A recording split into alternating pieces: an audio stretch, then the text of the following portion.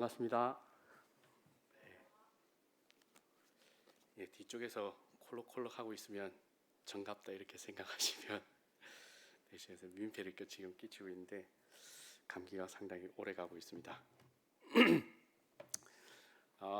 제가 이제 간증을 해야 되겠다 이 생각을 많이 했었는데요. 네, 제가 항상 올라오면 이제 가족 얘기를 늘 이제 어려움 속에서 함께 하시는 하나님, 우리 가족들 속에서 함께 하시는 하나님, 그리고 교훈하시는 하나님에 대해서 이번에 또 여러 교훈들을 주시고 또 어려움들이 많았지만 그걸 나눌까 생각했었는데요. 지난 이제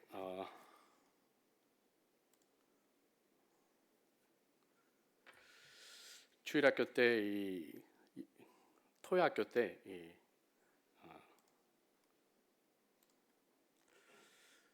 잘 보이나요? 네. 위대한 하나님의 말씀에 대해서 이렇게 복음 시간을 준비하면서 계속 되돌아보는 시간이 되었고요. 또 하나님의 말씀에 대해서 나의 태도를 돌아보고 또 다시금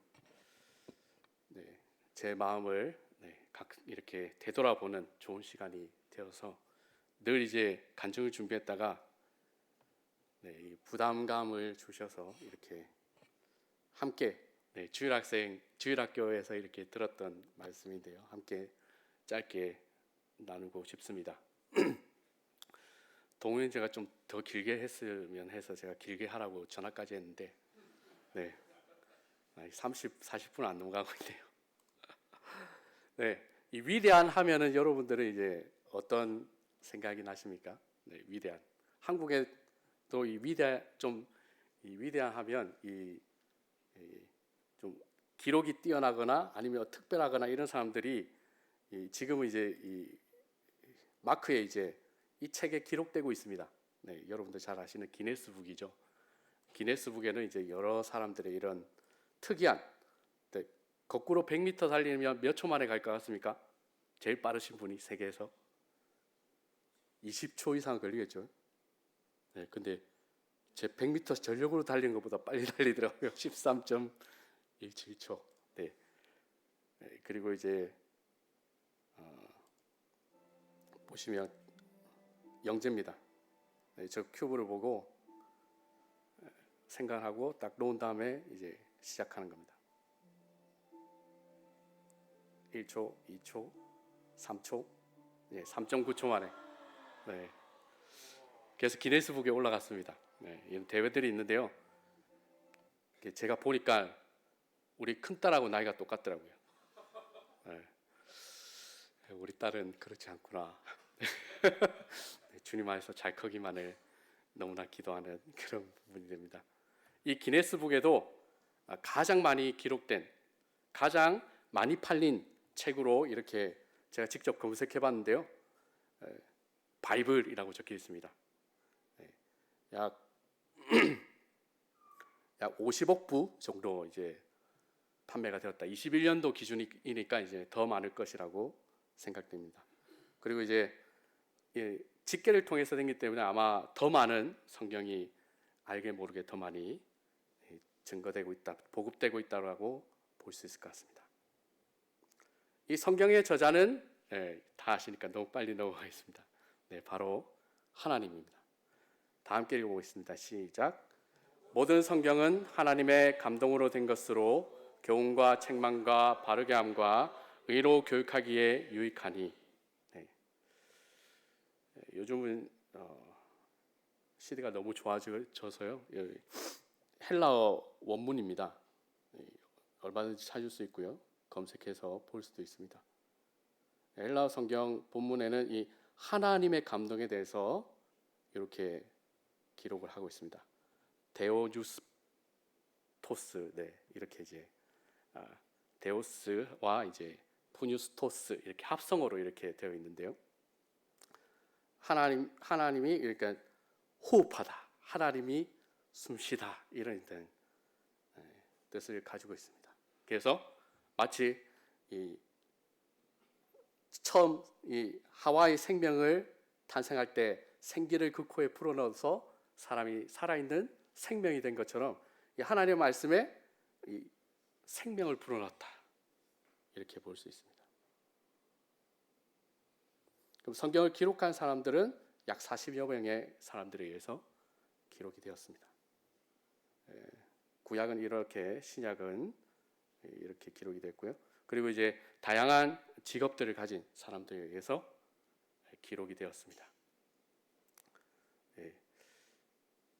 그리고 이제 누가 기록했는지 모르는, 아직까지도 모르는 그런 어떤 성경책도 있습니다.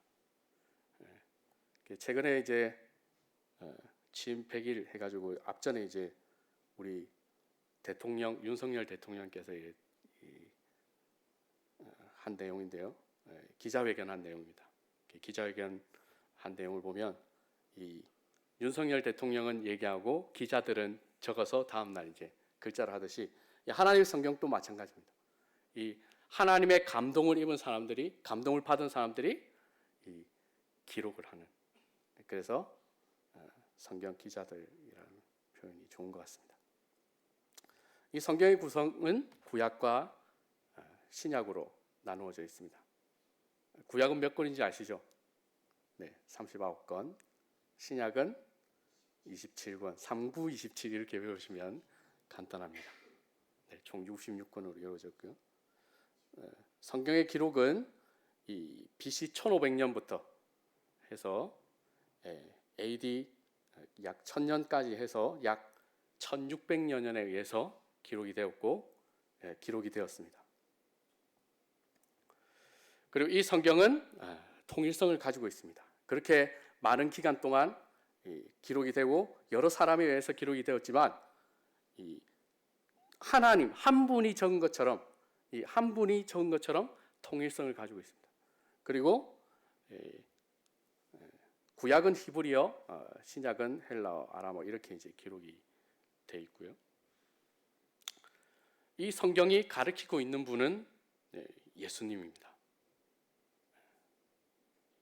구약은 오실 예수님에 대해서 얘기를 하고 있고요. 신약은 다시 오실 예수님에 대해서 얘기하고 있습니다. 이 성경을 기록한 목적은 이 하나님에 대해서, 그리고 하나님의 구원의 방법인 이 예수님에 대해서 기록을 하고 있습니다. 너희가 성경에서 영생을 얻는 줄 생각하고 성경을 연구하거니와 이 성경이 곧 내게 대하여 증언하는 것이니라. 이 성경은 예수님에 대해서 가르치고 있습니다.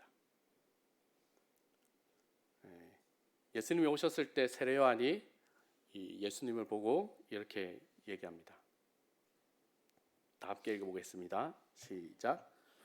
이튿날 요한이 예수께서 자기에게 나오심을 보고 이르되 보라, 세상 죄를 지고 가는 하나님의 어린 양이로다. 네. 이 예수님, 이 세상 죄를 지고 가시는 이 예수님을 가리키고 있습니다. 그리고 십자가에 달리신,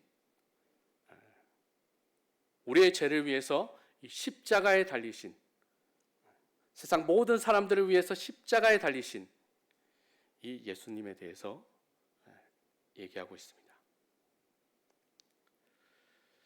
모세에게 이 하나님의 말씀을 이제 기록하라 명하셨습니다.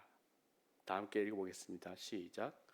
모세가 여호와의 모든 말씀을 기록하고 이른 아침에 일어나 산 아래에 제단을 쌓고 이스라엘 12지파대로 12기둥을 세우고, 하나님께서 기록하라 하셔가지고 이 모세는 여호와의 말씀을 기록하게 됩니다. 창세기, 출애굽기, 레위기, 민수기, 신명기. 어디에 기록했을까요? 그 당시 종이가 없는데 다 아시듯이 이 파피루스라는 것은 그 당시 이제 이 모세가 출애굽했던 그 이집트, 애굽의 시대에 가장 그곳에 이제 많이 있는 게 이 파피루스입니다. 우리나라 치면 이제 이 짧은 갈대지만 조금 두꺼운 대나무 같은 그런 이제 파피루스가 지금도 이 이집트에 가면은 옛날 방식대로 이렇게 종이를 만들고 있습니다. 이런 식으로 이 파피루스 가지 이파리는 다 빼고요. 가지를 이렇게 끊어서 이렇게 눌러서 여러 겹쳐서 이렇게 파피루스를 만들고 있습니다. 여기에 기록한 말씀도 있고, 그리고 이제 후에 신약 시대 가서는 이런 이제 양피지, 이 가죽에 이렇게 글자를 적게 됩니다. 근데 그 당시에는 가죽에 적으려면 이제 금액이 워낙 비싸다 보니까 이 파피루스도 많이 적었습니다. 여러분도 아시는 이 사해사본 같은 경우도 이 파피루스로 적어진 성경이 발견되고, 그리고 양피지 이런 성경들이 발견되었습니다. 지금도 이제 이스라엘에는 이제 이 쿰란 지역 그 사해 바다 옆에 있는 이 동굴이 무수히 많은데요. 그때 이 동굴은 이 로마 황제의 기독교 박해로부터 많은 그리스도인들이 흩어진 디아스포라 유대인들이 이 많은 이제 이 굴에 이제 들어가서 이렇게 생활을 하게 됩니다. 그래서 이제 그곳에서도 이 성경을 기록하는 이와 같은 일을 끊이지 않았고, 거기에 이제 보관하고, 그리고 이 성경은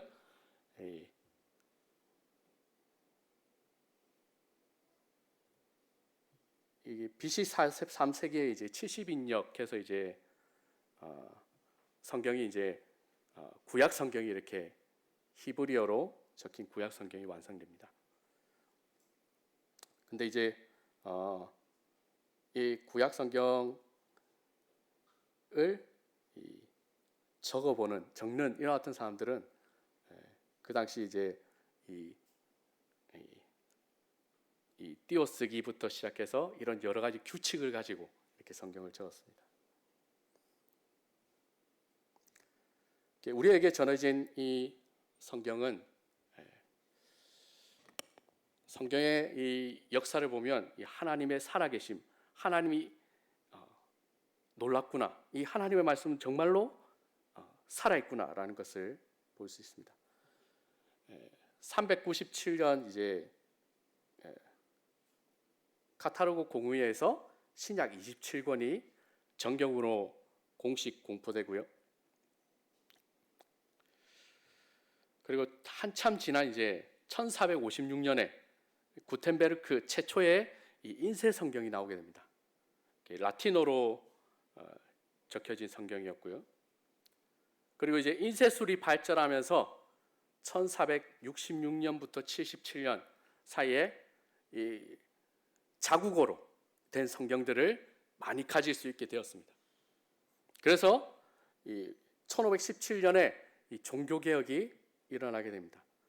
그래서 성경학자들은 이 자국어로 된 성경이 이 종교 개혁의 핵심적인 역할을 했다, 이렇게 말하기도 합니다.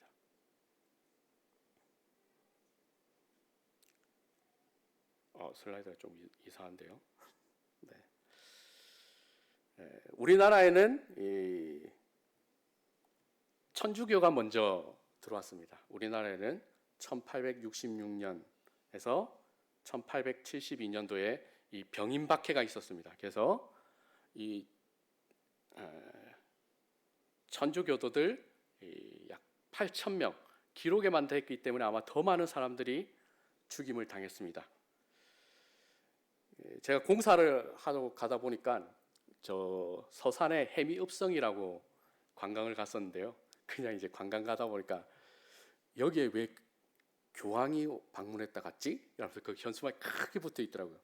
몰랐습니다. 네. 근데 이제 거기에 포도청에서 이 천주교도들이 이제 신문을 당하면 옆에 나와서 이제 워낙 사람들이 많이 죽으니까 구덩이를 파가지고 생매장했다고 해서 이 천주교 성지로 해서 이제 지정이 돼가지고 왔었더라고요.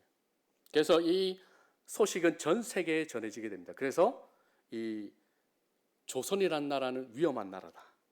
그래서 이 선교사들이 꺼리게 되는 그와 같은 나라인데요.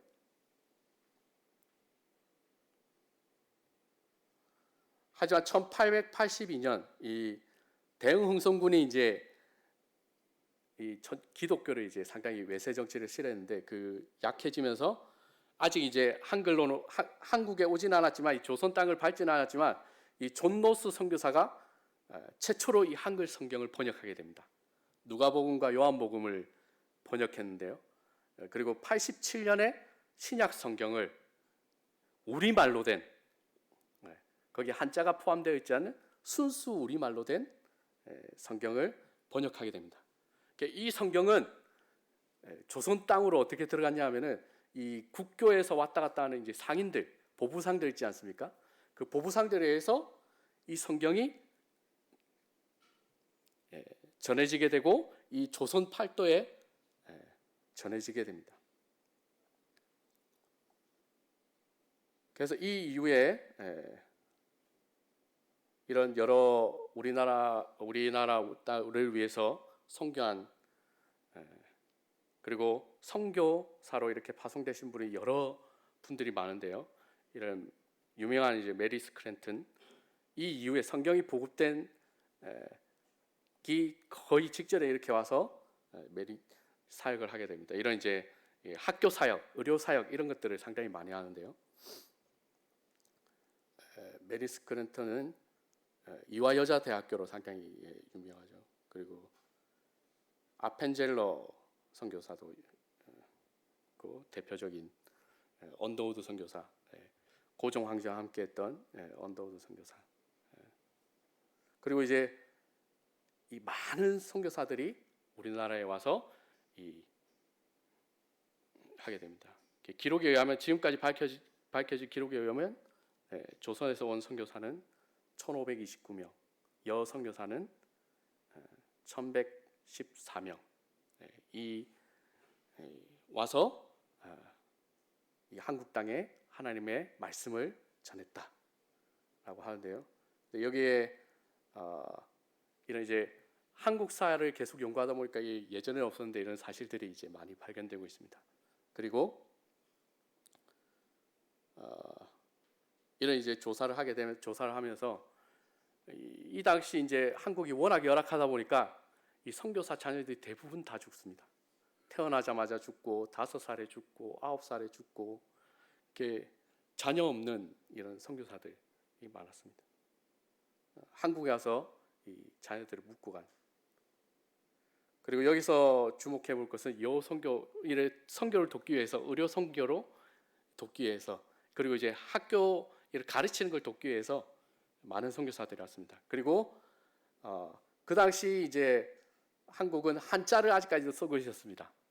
워낙 이제 그 귀족 사회 이런 양반 사회다 보니까 한글은 너무 쉬워서 이 한자가 최고다 해가지고 양반들은 아직도 한자를 사용하고 서민들은 그 글을 이제 모르는 그 당시 문맹률이 이제 한 70%에 육박한 양반들만 이제 그리고 남자들만 이름이 있고 여자들은 이제 언양댁 이런 식으로 이름 없는 여성들이 많았다고 합니다. 그래서 이제 선교사들이 이름을 지어주고 그래서 우리나라에서는 이제 지금도 무슨 댁 이렇게 시골에 가면은 우리 할머니들이 안성댁 막 이러면서 이제 부르는데요. 이게 예전부터 이렇게 해오던 그런 곳이구나. 그리고 이제 그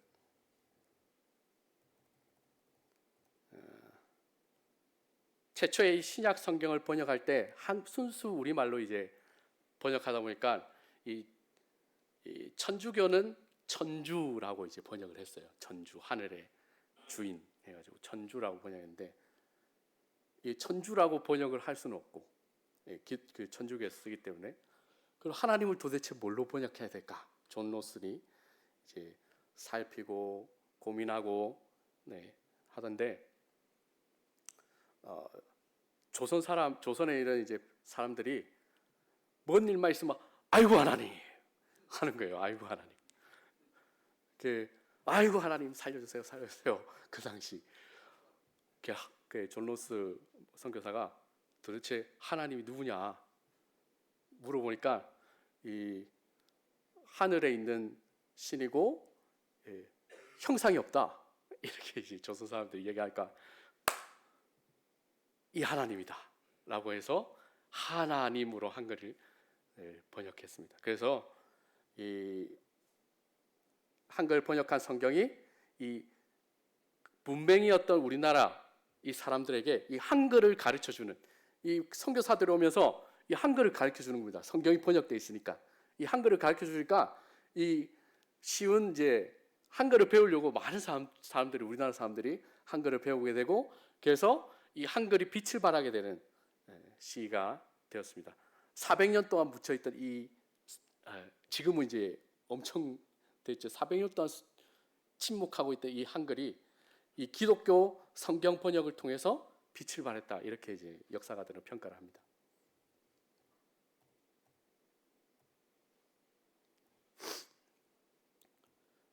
그래서 히브리 성경이 그리스어로 번역되고 성경, 그리고 우리나라 언어로 번역되는 이 성경을 우리는 가까이 해야 되겠습니다. 다 함께 읽겠습니다. 시작. 하나님께 가까이함이 내게 복이라. 내가 주 여호와를 나의 피난처로 삼아 주의 모든 행정을 전파하리이다.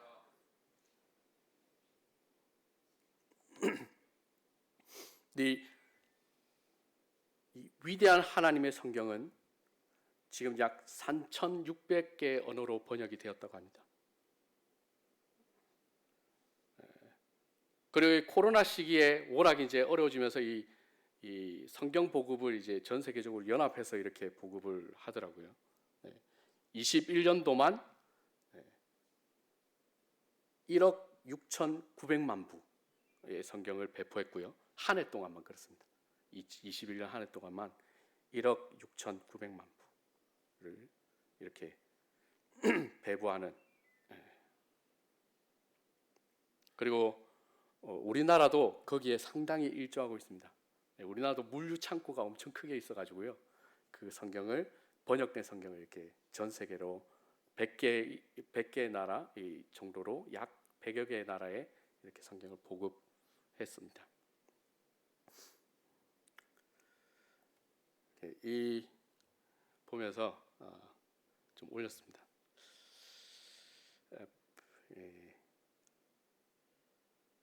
부모님과 저는 기독교인이지만 제게 성경은 없었습니다. 제가 제 소유의 성경을 갖게 된 후부터 시간을 정해놓고 말씀 묵상하고 있어요.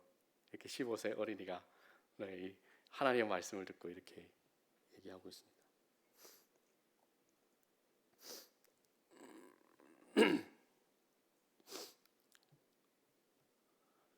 네, 이 위대한 하나님의 말씀은 우리에게 그냥 전해진 것이 아닙니다.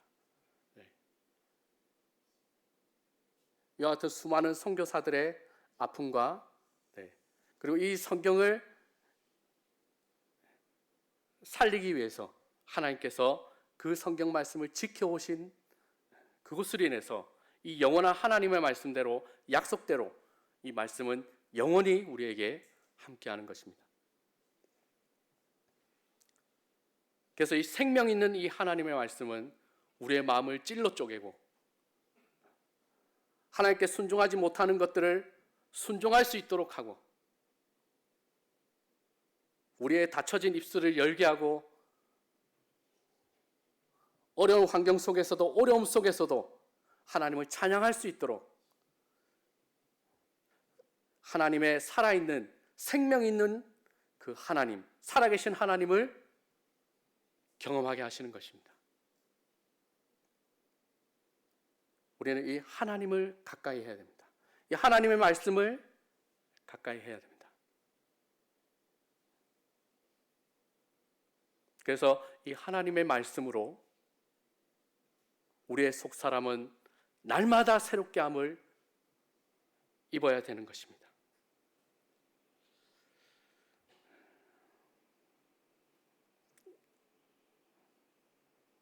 네, 이 하나님의 말씀을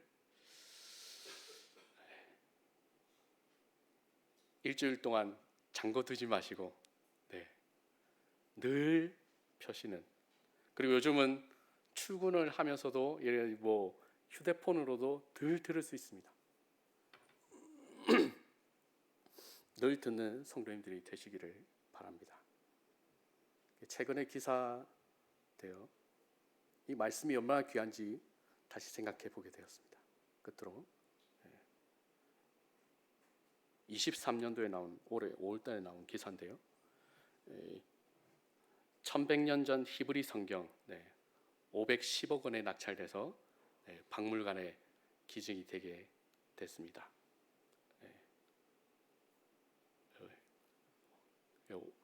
510억의 가치보다 더 높은 것 같습니까?